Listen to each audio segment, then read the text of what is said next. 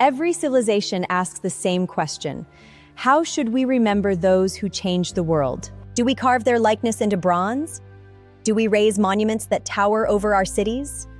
Do we name streets, parks, and public squares after them? Or is there a deeper way to preserve a legacy? Throughout history, humanity has built statues to honor kings, philosophers, scientists, artists, revolutionaries, and religious leaders. They stand silently in public squares, reminding us that someone once lived a remarkable life. But what exactly do they preserve? A statue preserves a face. It cannot preserve wisdom.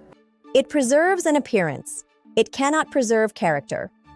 It reminds us that someone existed. It cannot explain why that person's life mattered. This is where the Islamic tradition offers an interesting perspective. Islam emerged in a world where statues and idols had become objects of devotion. One of its central messages was Tawheed, the absolute oneness of God. To protect that principle, Islam developed a deep caution towards statues and images that might one day become objects of excessive reverence. This caution was not necessarily because stone or bronze are inherently wrong.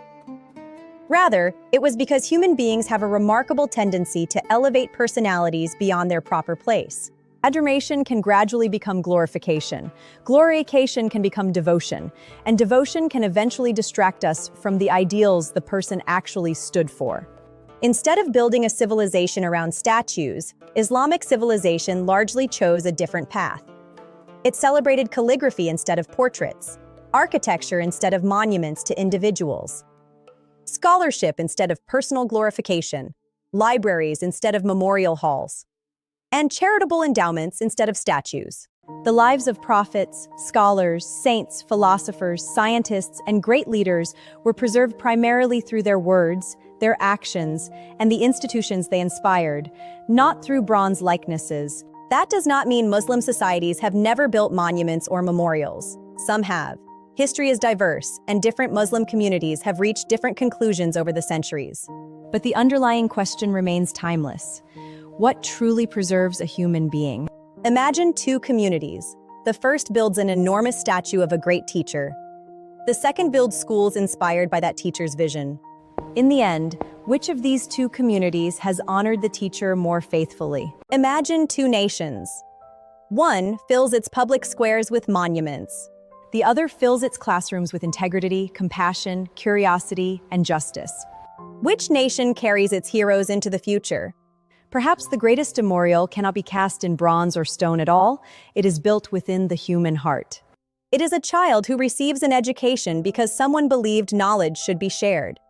It is a hungry family that is fed because someone established a charitable institution. It is a society that becomes more honest because someone refused to compromise their principles. It is a generation that learns to think independently because someone had the courage to ask difficult questions. These are monuments that cannot be weathered by rain. They cannot be toppled by politics. They cannot be melted down or forgotten. They live not in stone, but in people.